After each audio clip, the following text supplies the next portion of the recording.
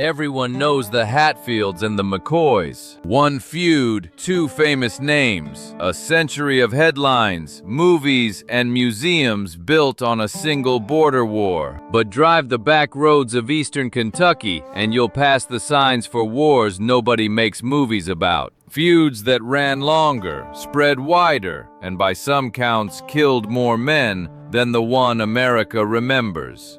Wars over salt and coal, over ballots and honor, over $15 worth of timber. The state put up markers for some of them. Some, it never marked at all. Tonight we count them down. 5 counties, 5 wars, and the graves to prove every word. These are 5 Kentucky feuds you've never heard of. Feud number 5. In Harlan County, the courthouse itself became a sniper's nest, and a father buried 3 sons whose gravestones named their killer. On Clover Street in Harlan, Kentucky, a marker remembers a town first called Mount Pleasant, a small backwoods village for over a century. Settled in 1819, it says, a county seat in the valley where 3 forks of the Cumberland River meet. The marker never mentions what happened here in the 1880s.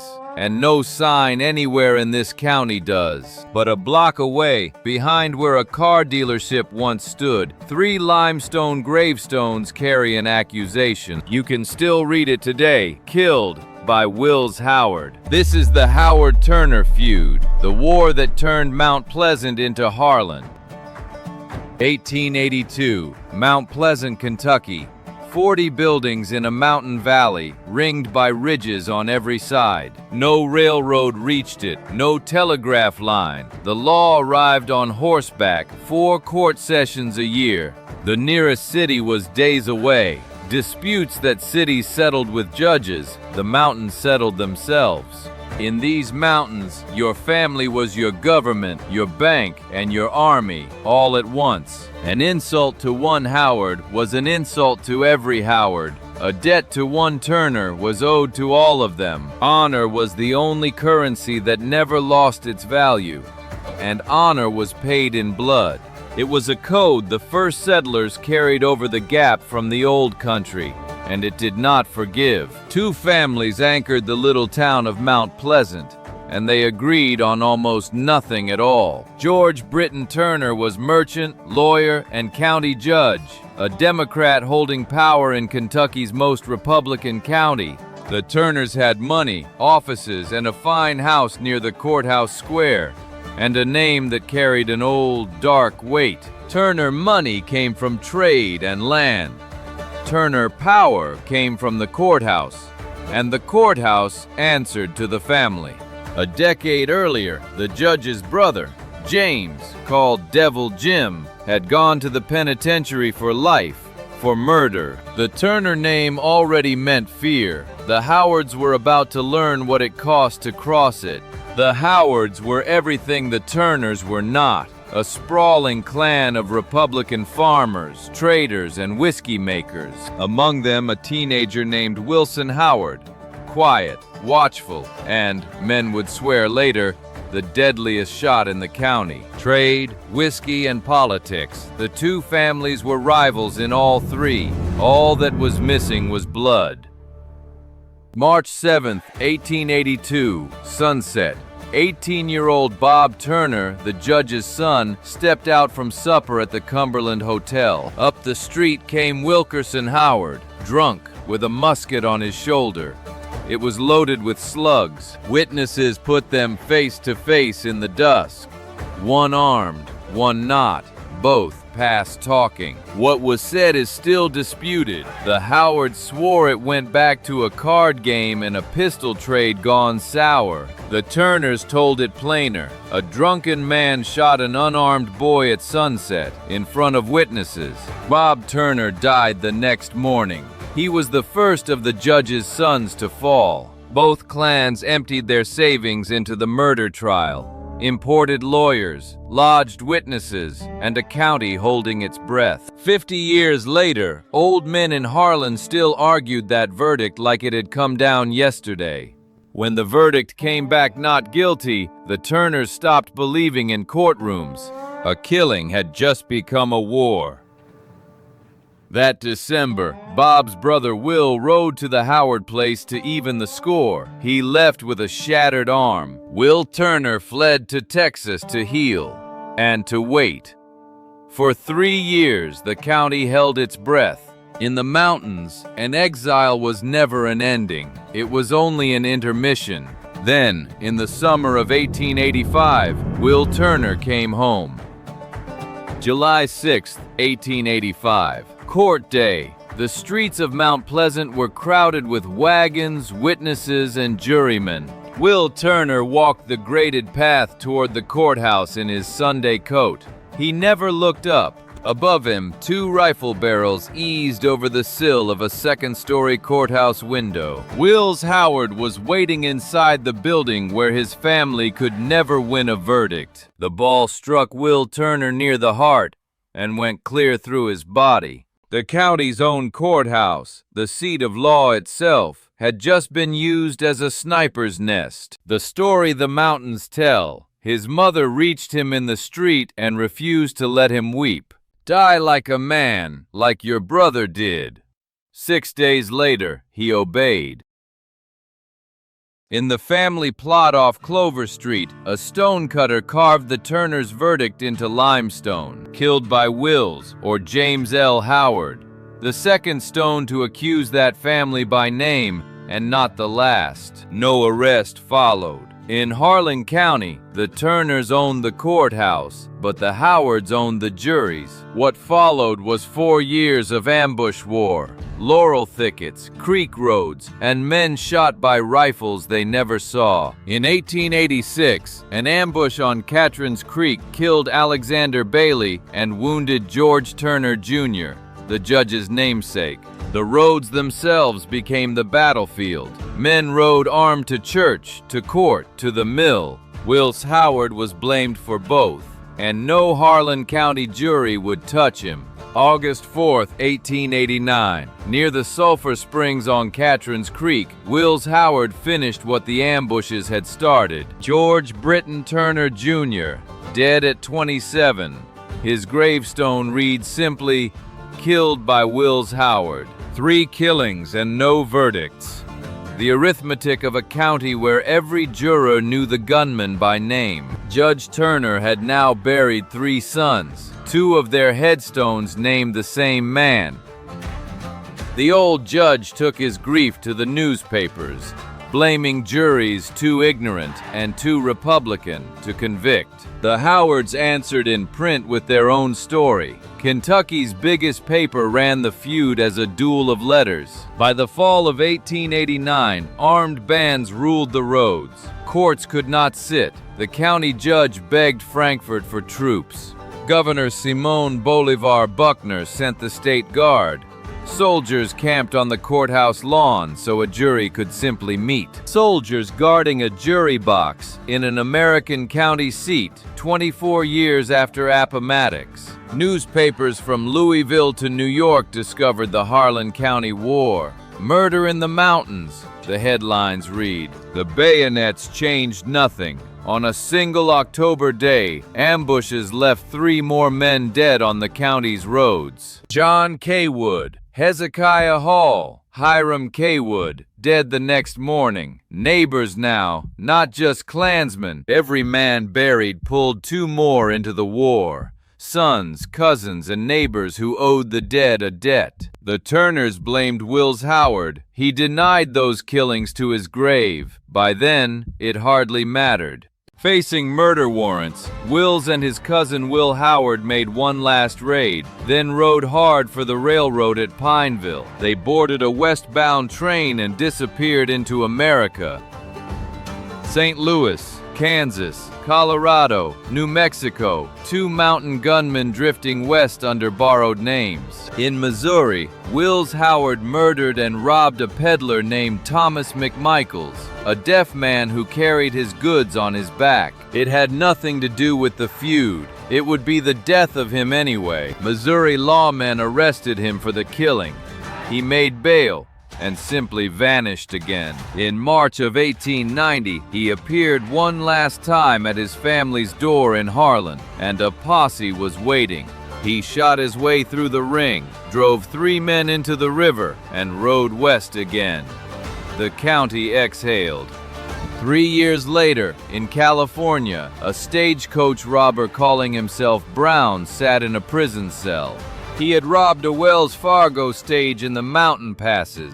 One more crime under one more borrowed name. 800 miles from Harlan, he was still exactly what the feud had made him. Then a detective walked the cell block holding a wanted flyer from Kentucky. The prisoner called Brown was Wilson Howard, the most wanted man in the Kentucky mountains. Missouri claimed him first, not for the feud, for the peddler on the roadside. January 19, 1894, Lebanon, Missouri. Far from any mountain, Wills Howard climbed the gallows steps in winter light. From the scaffold, he reportedly confessed to the feud's killings and denied the one he was about to hang for. The confession settled nothing back home in Kentucky. The state never even asked for the body. His last reported words, "Only the hope to meet you all in heaven." A Kentucky newspaper wrote the feud's strange epitaph. No man was punished until Wills Howard killed a man from neither side and was hanged for the crime. This broke up the feud.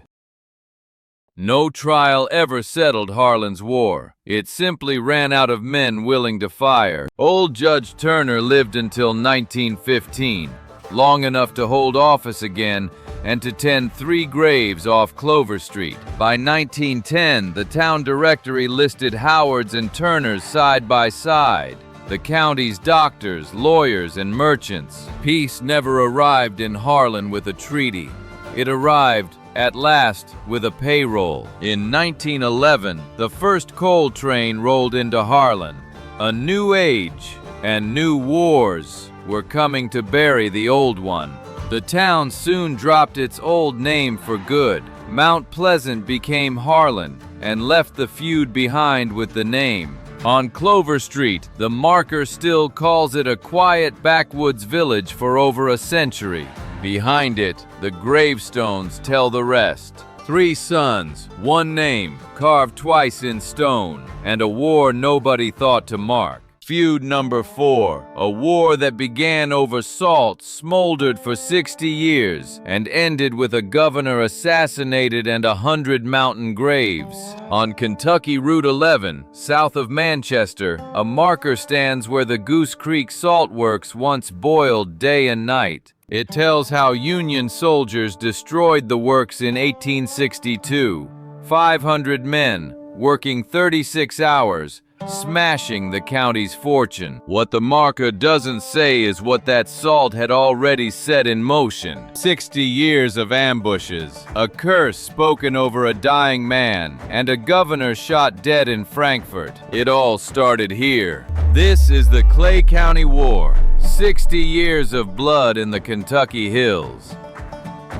Long before Kentucky was a state, buffalo wore a road through these mountains to lick salt from the springs of Goose Creek. Where buffalo went, hunters followed, and where salt boiled out of the ground, fortunes waited. Salt preserved meat. Salt held settlements together. In the mountains, salt was money you could taste. By the early 1800s, 2 families owned the springs and nearly everything else in Clay County. Hugh White built his well-stocked store at the salt works in 1806 and bought his way into the wells.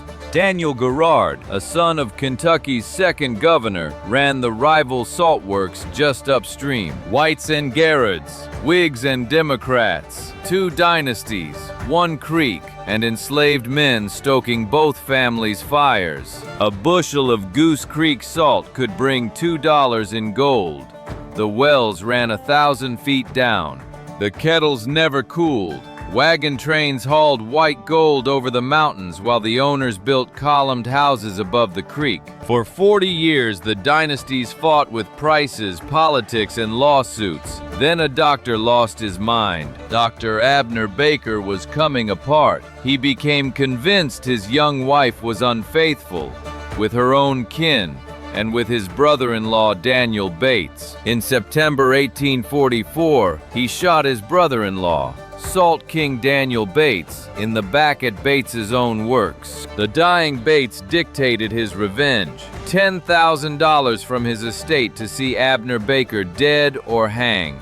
2 magistrates ruled Baker insane and let him go. He fled all the way to Cuba. Then, certain of his own sanity, or past caring, he came home of his own free will to stand trial. Doctors testified to his madness on the stand. The jury, watched closely by white money, convicted him anyway. On October 3, 1845, they hanged Dr. Abner Baker in Manchester before a weeping crowd. From the gallows, he thanked the Garrards. Noble-souled men, he called them, and damned the money that hanged him. The county split in 2 and stayed split. Bakers, Garrards, and their kin on one side, whites, Howards, and theirs on the other. Both families had come to the gallows to see justice done. Both left certain they had watched a murder. Clay County's war had found its sides. The next 50 years burned low, but never out. In 1850, another baker hanged for killing a shoemaker named Frank Pruitt. His last words blamed one thing: James White has too much money for a man such as me to live. 5 years later, a woman named Matilda confessed on her deathbed that she had killed Pruitt herself. An innocent man had hanged. Elections were fought like small wars.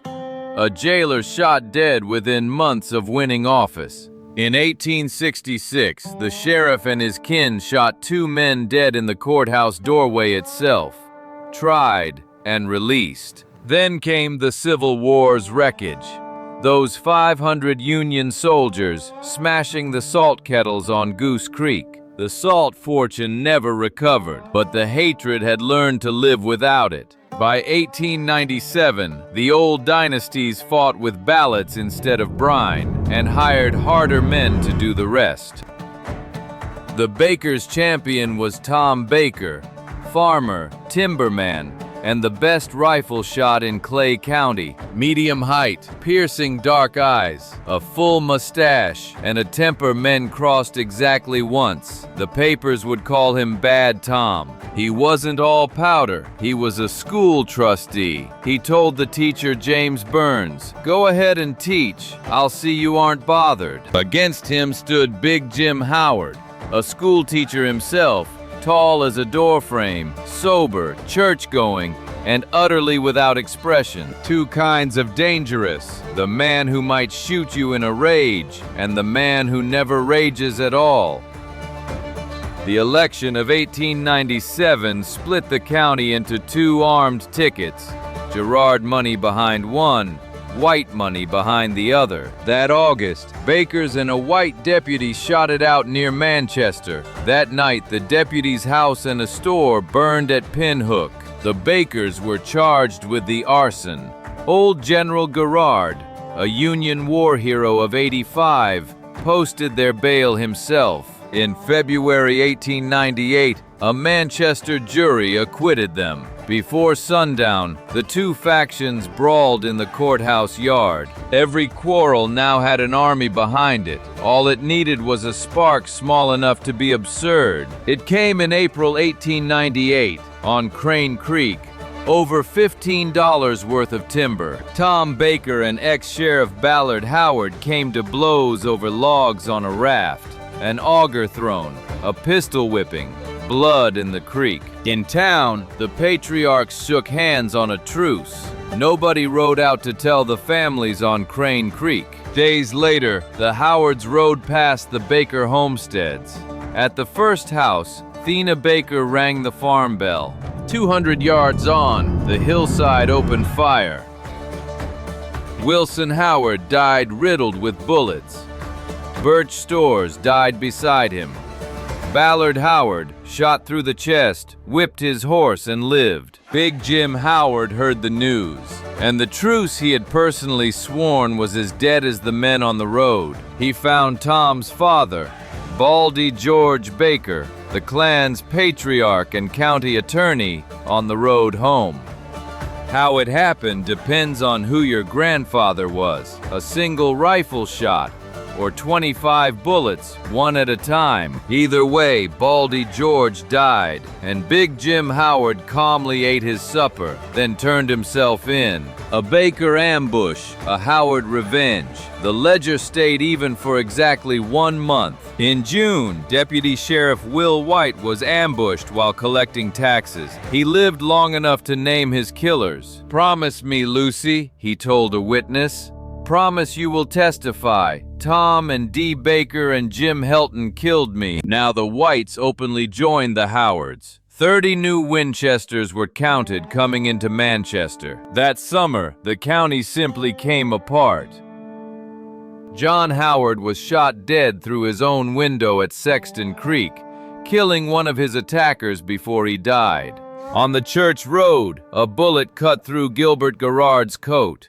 Days later, 2 of his bodyguards died in a second ambush. John Baker took 32 bullets. Frank Clark took 11. The coroner counted. The county shrugged. Juries convicted nobody. Witnesses remembered nothing. The dead were buried close to home, where the living could keep watch. A circuit preacher named Dickey kept a diary through it all. The closest thing this war has to an honest witness. By June 1899, the state of Kentucky had seen enough. The militia marched into Manchester. 150 soldiers under Colonel Williams fixed bayonets at the courthouse, and a Gatling gun aimed down the main street. They came because Tom Baker was coming in for trial, and Tom Baker did not trust the county jail. He rode in with 30 armed kinsmen and handed his rifle to the colonel. The jail, he said, was a stinking rat hole, so they pitched him a tent on the courthouse lawn, inside a ring of soldiers. The safest spot in Clay County. His wife Emily stayed at the tent beside him.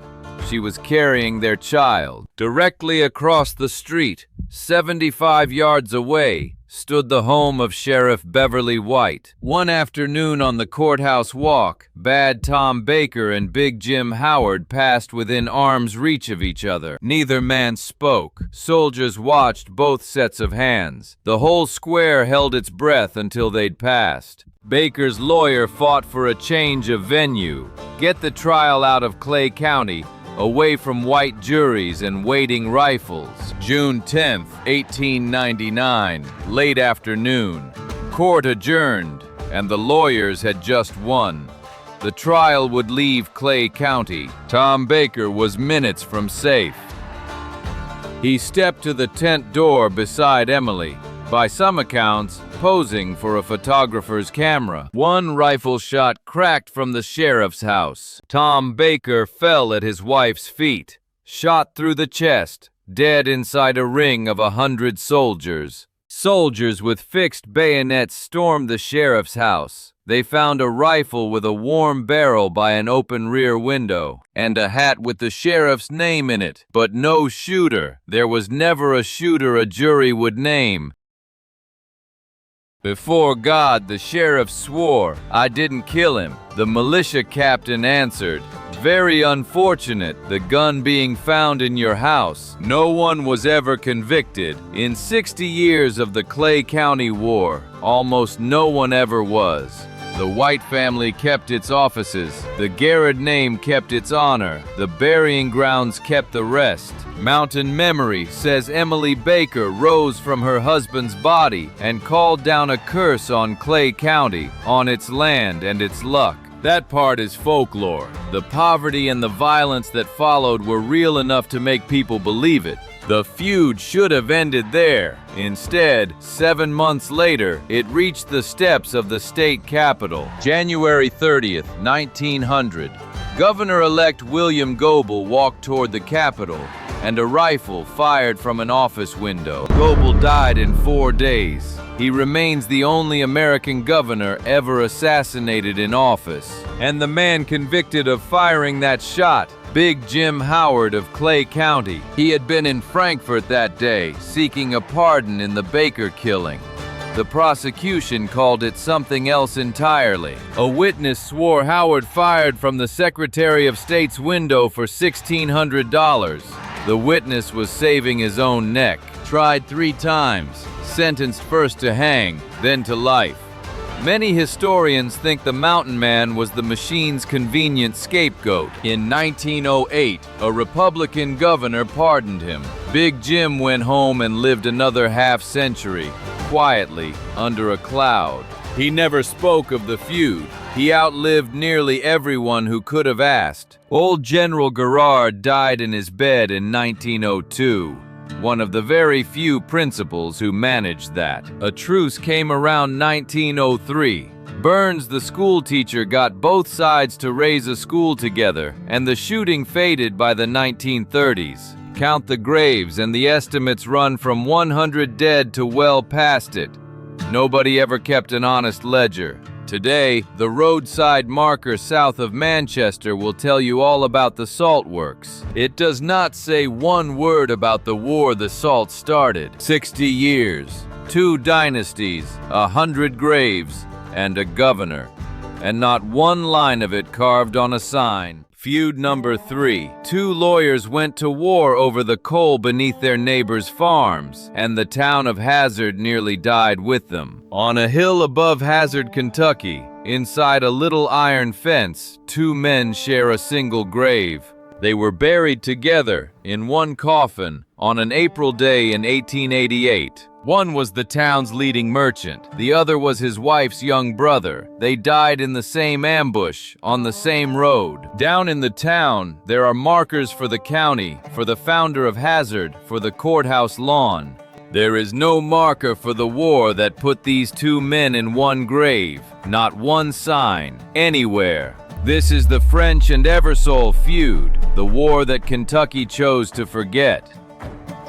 In the 1880s, Hazard was a courthouse town of 400 people, a week's wagon ride from the nearest railroad. Perry County had a few thousand people, scattered up creeks with names like Lost Creek and Troublesome. What it did not have: a bank, a railroad, a newspaper, or any law that mattered past the town limits. 2 merchant lawyers kept store on the same muddy street and hated each other with a lawyer's patience. Joe Eversole, born in these hills, married to the judge's daughter, a store full of goods and a head full of law. Eversole had standing well beyond the county, a convention delegate, a man whose word moved votes and credit. Fulton French, a company man in a good suit, agent for outside interests with a saddlebag full of deeds. French had come into the mountains from outside, carrying book law, company backing, and a long patience. The outside world had discovered what lay beneath these mountains: coal, oceans of it. French's employers were buying mineral rights from farmers who couldn't read the deeds they signed. 50 cents an acre. Sign here and keep your farm, they said. The small print took everything beneath it, forever. They called it the broad form deed. A century later, its fine print was still stripping mountain farms. Joe Eversole rode hollow to hollow, telling his neighbors what those deeds really said. Don't sign. He was costing powerful men a great deal of money. In the mountains, that has always been dangerous work. Some said the quarrel began earlier, over a store clerk's lie. The coal money made the truth of it irrelevant. By 1886, the Louisville papers reported that French was raising an armed force. Gunmen, hired at $2 a day. $2 a day beat timber wages cold. Hazard filled with men who owned nothing but their rifles. Eversole armed his own men in answer. 2 stores on one street became 2 forts. The first man died that winter. Silas Gayhart, a French ally, ambushed on the trail.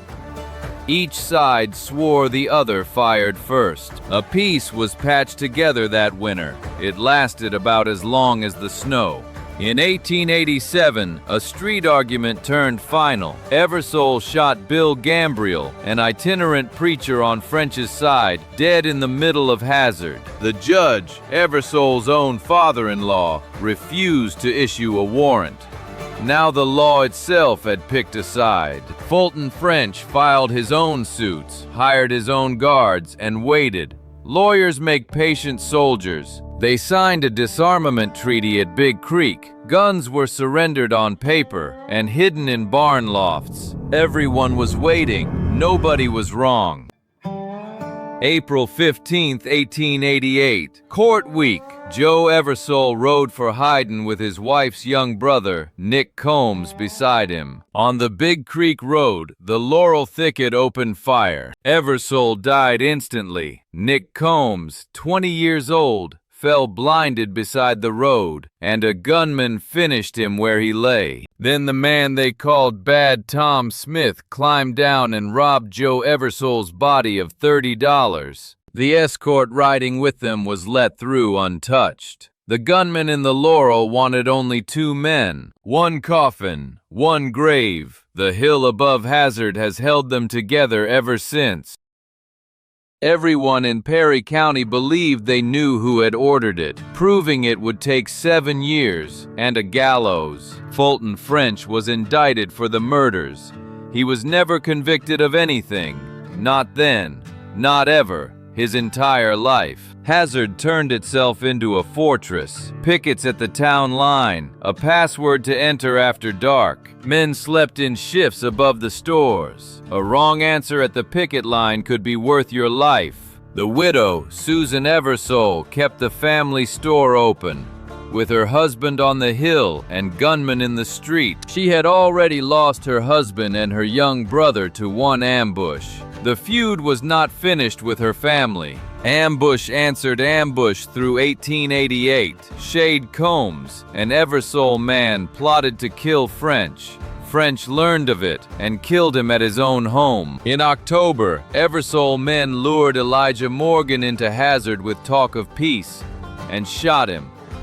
Morgan backed French and was the judge's son-in-law. It fell to a circuit judge to beg Frankfort for troops before court could even be attempted. When state troops finally marched in that November, they counted the people left in Hazard. 35. 35 souls. The rest had taken their families and gone. The troops held court under guard and left.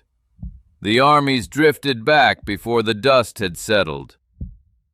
In November 1889, the Eversole captain John Campbell was shot dead on Graveyard Hill, beside the graves themselves. Within hours, the factions seized the town. Eversole men fortified the courthouse. French men took the jail across the square. Perhaps 40 men held the courthouse. Perhaps 30 held the jail. The rest of Hazard held its floorboards. For the better part of 2 days, the county seat of Perry County shot at itself. Nearly 2,000 rounds. A man killed crossing the open street. Gun smoke hanging in the square like fog. An Eversole man named McKnight fell in the open street and lay there. No one could reach him.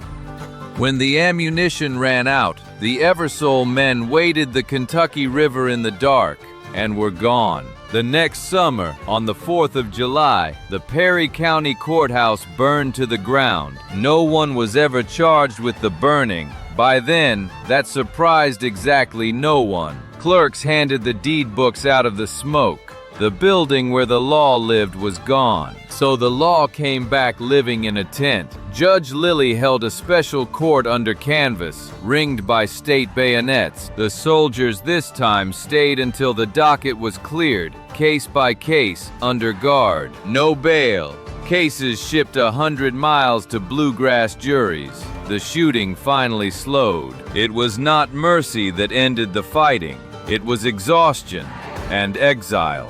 By 1890, the leaders were dead, indicted, or gone to other states. The gunmen drifted home to their crops. 4 quiet years passed. Judge Josiah Combs had buried a son and 2 sons-in-law, one from each side. and believed the worst was over. On a September evening in 1894, he stepped out his own front door in Hazard. 3 Frenchmen were waiting in the tall corn across the way. Joe Adkins, Jesse Fields, Boone Frazier. He was 61. The judge fell on his own doorstep, the Feud's last murder and its oldest victim.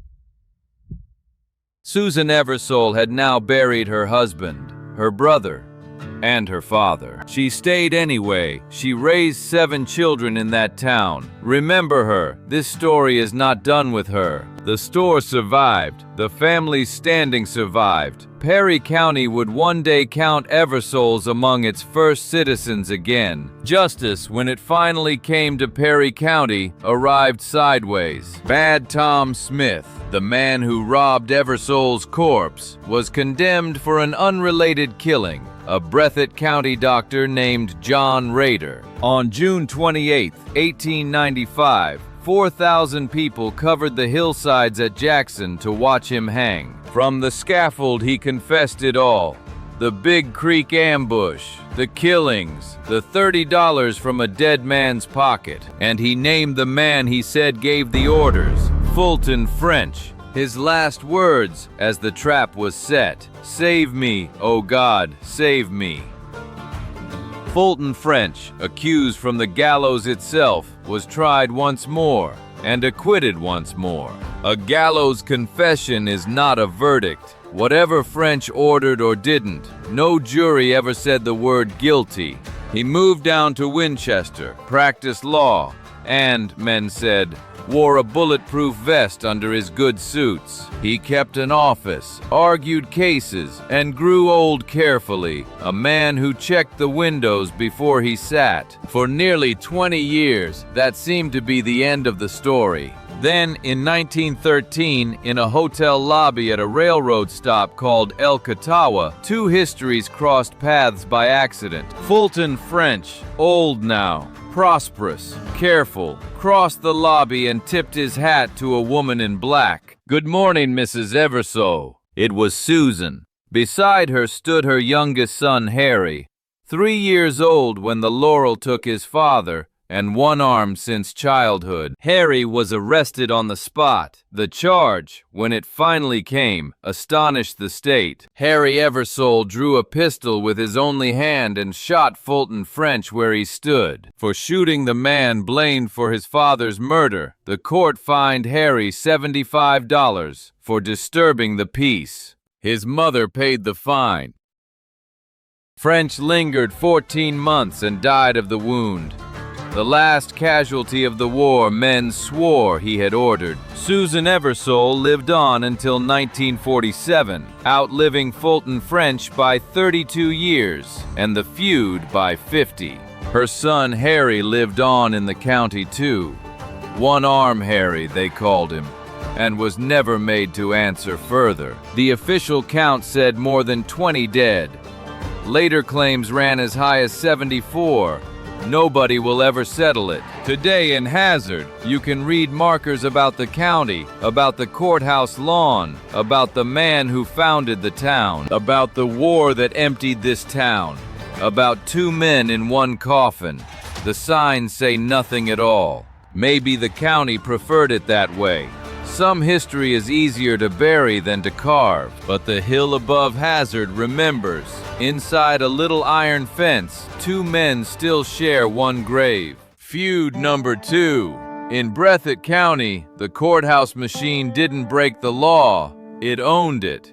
And its enemies died on the courthouse steps. On the courthouse lawn in Jackson, Kentucky, a state marker wears the county's nickname in quotation marks, Bloody Breathitt. Read it closely. In 11 months, it says, 40 men were slain, and probably 100 county officials in that single era. Those numbers are the marker's own claim. The truth they point at is bad enough. This is the county where a lawyer read about his own murder in the newspaper before it happened. This is Bloody Breathitt. J.B. Markham, 17 years at the bar, counsel for the railroad, a trustee of the state college, and a Republican. A wife, 5 children, a fine house in Jackson. and lawsuits that could strip the county's rulers of their offices. Markham had served as a United States commissioner. When Eastern investors needed mountain counsel, they hired him. In Breathitt County in 1902, that combination made J.B. Markham a dead man walking. Everyone knew it, including Markham. Jackson, Kentucky, 1898, a courthouse town on the Kentucky River and a county election nobody intended to lose. The trouble here was older than any one election. It ran clear back to the Civil War, when neighbor first learned to ambush neighbor. Union and Confederate raiders had crossed this county for 4 years. The habit of the ambush outlived the armies. By the turn of the century, the old grudges had found a new shape, the political machine. James Hargis, Big Jim, was county judge and owner of the grandest store in the mountains. The richest man in Breathitt County, Hargis Brothers' store sold everything the county needed. Its owner decided most of what the county did. Hargis courted governors, sat on the state Democratic Committee, and dealt in timber, land, and votes. At his side stood Sheriff Ed Callahan, storekeeper, enforcer, partner. Between them, the judge's bench and the sheriff's badge. They ran Breathitt County the way Hargis ran his store, everything and everyone on the ledger. In 1898, the machine claimed the county offices in an election the other side called stolen. That other side was Cockrell's and their kin, the county's other half. They were the men who had hired Markham. February 1902, in a blind tiger, an illegal saloon, Marshal Tom Cockrell and the judge's brother Ben Hargis emptied their pistols at each other. Ben died of his wounds, and Judge Hargis marked the whole Cockrell family for it. Tom Cockrell would stand trial for the killing. Markham agreed to defend him, defending a Cockrell against the machine. With that single retainer, Markham's fate was likely sealed. What followed over the next 15 months was not feuding. It was administration. Dr. B.D. Cox had raised the orphaned Cockrell boys and campaigned against the machine. His name came up first. One Sunday evening, a telephone call pulled him from church. A patient, the caller said, waiting at his office. There was no patient. A shotgun waited in the dark near the Hargis stable yard. They counted more than 20 buckshot wounds. The doctor who guarded the orphans was dead in the street. No one was ever charged with the doctor's murder. Not then, not ever. The next name on the list, the Newtown Marshal, young James Cockrell, 26 years old. At 1:20 on a July afternoon, rifles opened fire on him from a second-story window on the square. Not just any window, the window of the circuit courtroom, inside the county courthouse. In bloody Breathitt, the courthouse itself had become a sniper's nest. Curtis Jett, a red-headed deputy and Hargis kinsman, was in that courtroom when the shots came out of it. Cockrell died within days.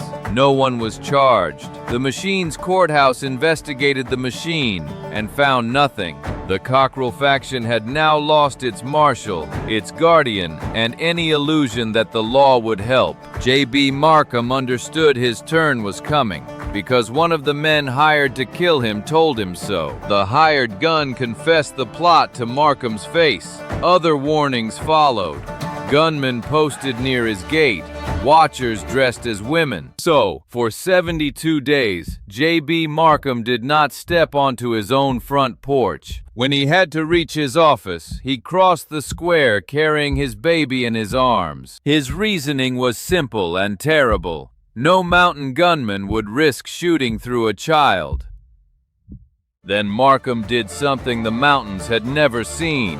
He put the whole plot in the newspaper. Sworn affidavits, printed in the Lexington Herald, the watchers at his house, the hired guns, the names he held responsible. The whole state read a murder announced in advance, and then the whole state waited. Markham wrote to friends that he expected to die, naming in advance the men he believed would arrange it. May 4th, 1903, 8:30 in the morning. Markham had just filed papers to reopen the election cases. He stood in the courthouse doorway, talking with a friend. Captain Ewan's hand was resting on Markham's shoulder when Curtis Jett came quietly up the corridor behind them. The first shot hit Markham in the back. The second was fired so close that the powder burned his face. He died in minutes, without a word. J.B. Markham fell on the doorstep of the machine's own courthouse, exactly where the whole county could see.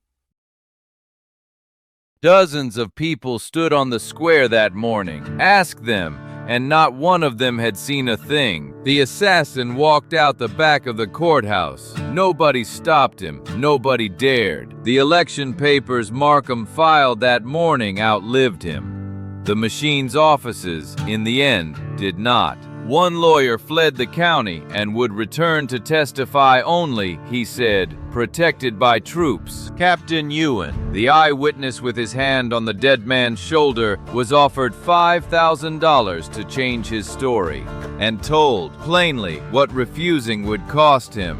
He refused anyway.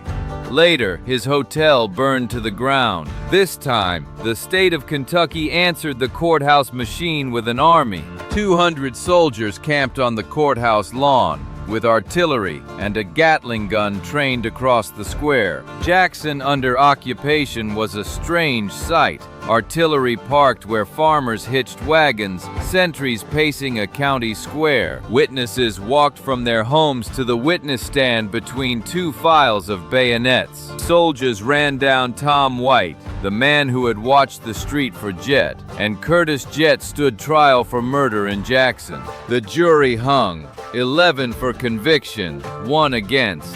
The lone holdout left his own county under public scorn. The holdout juror's name followed him out of the mountains. Feeling ran exactly that high on both sides. So the state moved the case 100 miles west to bluegrass country, beyond the machine's reach. There, at long last, a jury said the word, Jett and White, guilty, life in prison. Years later, Jett confessed to killing both Markham and Dr. Cox, and named the men he said gave the orders. Judge James Hargis and Sheriff Ed Callahan were indicted for all of it. Acquitted. Every criminal charge, every trial, every time. The only verdict that ever touched them was civil. $8,000 owed to Markham's widow. $8,000 for a husband, a father, and the best lawyer in the mountains. The machine could afford it. In Breathitt County, you could prove who pulled the trigger. You could never prove who pointed it. For 5 years, Big Jim Hargis was untouchable. He was also, men noticed, a prisoner of his own store, armed, wary, watched. The most powerful man in the mountains rarely stepped past his own counter anymore. The bullet that finally found him came from inside the family. February 6, 1908. His son Beach, 24, drunk and raging at his father's scorn, drew a revolver in the store. 5 shots behind the counter. 4 found the judge. The Wire report said the son was raving like a maniac. The man no jury on earth would convict was dead on his own floor, killed by his own blood.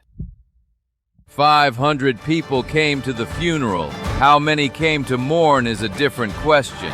The county's most powerful man had spent his final years unable to walk his own street. Power, in Breathitt, was a cage. Beach Hargis was tried for killing his father, convicted and sentenced to life. He died young, still in its shadow. That left Ed Callahan, sheriff, partner, survivor. He knew exactly what was coming. In 1910, an ambush missed him. So he fortified his store out at Crockettsville and waited 3 more years. May 4th, 1912, 9 years to the day since J.B. Markham fell in the courthouse door. 2 rifle shots from the hillside caught Callahan in his own yard. He lasted a week. No one was ever named. His obituary said it plainly. His enemies were too many to count. The anniversary was lost on no one. And that was the end of the machine. Dismantled not by justice, but by its own arithmetic. Within a decade, the killing years were over. Breathitt County would spend the next century trying to outlive its nickname. Curtis Jett served 15 years, found religion behind bars, and walked out a preacher. Tall and sparse, steady piercing eyes, the papers wrote. A mountain minister with a trigger finger turned to page turning. The mountains, meanwhile, did what the courts could not. They turned the story into a song. Fiddlers set the murder of J.B. Markham to the tune of Jesse James, and folk collectors were still recording it decades later. A murdered lawyer had become a melody, the mountain's way of filing what the courts dismissed. The courthouse where Markham fell is gone. Torn down in 1963, the marker on its lawn keeps the nickname alive. Bloody Breathitt in quotation marks. As if the state itself couldn't quite believe the count. 40 men in 11 months, a lawyer who published his own murder, and a machine that only death could vote out of office. Feud number 1. One election day brawl ended with the state debating whether to abolish a county and a bookish lawyer buying crates of Winchesters. At the old railroad depot in Morehead, Kentucky, a state marker sums up 3 years in 2 words: Rowan County War. War in quotation marks. And one line no other Kentucky marker carries. A state report suggested that Rowan County be abolished, erased, struck off the map. It ended with a crowbar, a crate marked merchandise, and new Winchester rifles packed in the straw underneath. The man who bought them was a school teacher in spectacles who had never fired a shot in anger. This is the Rowan County War. One man ran the faction that would win this war, a Morehead saloon keeper named Craig Tolliver. The newspapers left us exactly one description of him, and it is enough. A young, blue-eyed giant. Remember this face. Within 3 years, the man wearing it will own an American town outright. Morehead, Kentucky, August 4th, 1884. Election Day. The town had a few hundred people, 2 hotels, a railroad, and a courthouse full of offices worth fighting over. Whiskey flowed at the polls all day. By late afternoon, arguments had turned to rocks, and then to pistols. When the smoke cleared, an innocent bystander named Solomon Bradley lay dead in the street. A farmer's son named John Martin, Republican, limped away wounded. His enemy that day, Floyd Tolliver, Democrat. Sheriff John Day was indicted with them both. Democrat and Republican here meant more than party. It meant which war stories your father told, and against whom. Nobody ever proved who fired first, but the county split and stayed split. Martin's, Logan's, and Day's on one side, Tolliver's and theirs on the other. In December, Martin and Floyd Tolliver met again, over drinks, in a Morehead saloon. Martin fired through his own coat pocket. Floyd Tolliver fell dying on the saloon floor. His friends leaned close. His last words were an assignment. Remember what you swore. You said you would kill him. Keep your word. In the mountains, a deathbed oath was a contract. The man who took this one was Craig Tolliver, Floyd's brother. John Martin was moved to the Clark County Jail at Winchester for his own protection. It wasn't enough. On December 9th, the town marshal at Farmers arrived with a court order for Martin's transfer. The order was forged. They put him on the evening train, in handcuffs, with the men who carried the forged paper. At the whistle stop called Farmers, 5 miles short of Morehead, armed men boarded the smoking car. John Martin was shot down, handcuffed in his seat. A private quarrel between 2 men had just become a public war between 2 armies. The county's own sheriff, Cook Humphrey sided with the Martins. Deputies chose factions, so did storekeepers, preachers, and juries. By the summer of 1885, it was said that 9 of every 10 men in Rowan County had taken a side. In July 1885, the Martin farmhouse was besieged and burned. A Martin man named Ben Rayburn died defending it, and the family scattered. Sheriff Cook Humphrey shot his way out of that house and then resigned. The law's referee had left the field. The New York Times put Rowan County on the front page. 2 factions, thirsting for each other's blood. The state militia came and left, came again and left again. The war simply waited them out. And through it all, Craig Tolliver was winning. By 1885, the Tollivers held the town's offices outright, the marshal's badge on the blue-eyed giant's own kin. Understand what that means. The man leading one army now carried the law of the town in his pocket. Opponents were shot, burned out, or given until sundown to leave. Most left. The rest learned silence. He installed kinsmen in offices, ran the saloons, and taxed the town's fear like a landlord collecting rent. He survived an ambush in 1886 and grew more careful and more brutal. In Frankfort, the General Assembly debated a bill to dissolve Rowan County entirely, Kentucky's problem county, beyond saving. Court terms opened and adjourned without business. Witnesses developed famously poor memories. Jurors got sick on schedule. A county of laws had become one man's hunting ground, and there was no one left to object. Almost no one. June 1887, a Tolliver neighbor named Hiram Cooper swore out a warrant against 2 young brothers, Billy and Jack Logan. The charge was plotting his murder. The man who signed it was Craig Tolliver, elected police judge of Morehead that May. The Logans were Martin men. Their father, a doctor, was already in a cell, indicted with his sons that February. Tolliver's posse ringed the house at dawn, set it afire, then promised the boys safe passage if they walked out. Billy was 25 and consumptive. Jack was 18. They were led 50 feet from the house, toward a spring. That was as far as the promise went. They were shot down together. The gunmen agreed on their story before the smoke cleared. Killed resisting arrest. Craig Tolliver had just murdered the wrong family's sons. Their cousin was a 29-year-old lawyer in town. 1 year at the bar.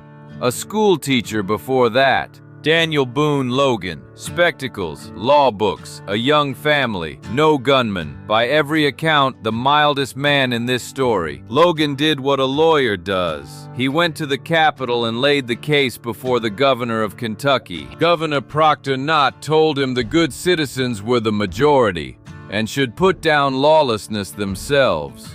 No troops. What Logan said next passed into mountain legend. Then I will retake my fireside or die in the attempt. The mildest man in the story went home by way of Cincinnati. There the young lawyer mortgaged his home and spent $500 on Winchester rifles and ammunition. The crates came home marked as merchandise. By the 3rd week of June, 100 determined men knew what was in them. He drilled them quietly in the hills. Farmers, teachers, storekeepers, an army of the fed up. On the morning of June 22, 1887, they came into Morehead by every road at once. By 9 o'clock, the town was sealed. Nobody in, nobody out. Craig Tolliver's men were surrounded in their hotels. Someone fired the first shot, and for the next 2 hours, Morehead, Kentucky was a battlefield. 1,500 rounds tore through the hotels. Windows, clapboards, water barrels. The buildings were shot to lace. Logan's men set fires to force the Tollivers into the open. One by one they came. Craig Tolliver made his break near the railroad tracks, and the blue-eyed giant went down in the street. Jay and Bud Tolliver died with him, and so did Hiram Cooper, the man whose warrant had killed the Logan boys. The Tolliver faction ceased to exist in an afternoon. What was left of it surrendered or ran for the woods.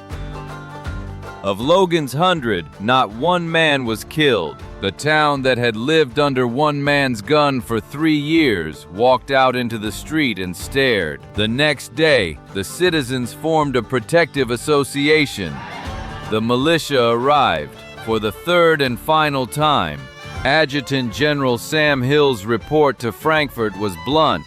The state should consider abolishing Rowan County altogether. Instead, the trials moved to neighboring counties, and the verdicts came back the same way every time: not guilty. 20 dead, 16 wounded. One prison sentence in 3 years.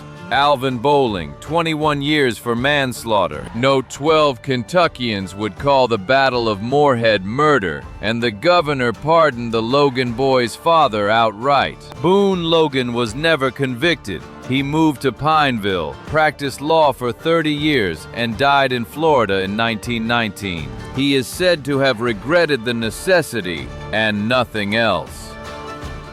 Here is where this story refuses to end the way the others did. Weeks after the battle, at a church convention, a Kentucky leader said Rowan County needed not less law, but more gospel. On the 3rd of October, 1887, in a rented cottage in Morehead, a preacher and his mother opened a school, Morehead Normal School. Opened while the bullet holes in the hotels were still fresh.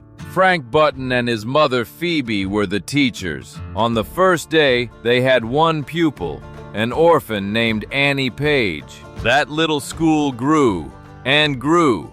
Today it is Morehead State University, nearly 9,000 students on the same hillside. The town that Kentucky nearly abolished became a college town, built directly on top of its own battlefield. In 1889, Grace Martin married Frank Tolliver, Craig's own brother, with both families sitting in the same church. The New York Times couldn't resist. Little Cupid accomplished what the whole machinery of Kentucky justice could not. At the old depot, beside the state marker, a granite memorial now lists the names of the war's 20 dead. Martins and Tollivers, Logans and Days, carved together on one stone in the town they nearly destroyed. The stone was placed by the county itself. More than a century on, the war finally owned, name by name. 20 names, one county that survived itself, and a university where the war used to be. 5 feuds, 5 counties, wars over salt, coal, ballots, timber, and honor. And one thing in common: almost nobody was ever punished. The mountains kept their own books and closed them their own way. The Hatfields and McCoys got the movies. These 5 got a line of metal on a roadside, if that. Next time you pass one of those signs, stop. Somewhere behind it, there's a war nobody remembers. Thank you for watching Historical Marker Stories. Please like and subscribe for more great content.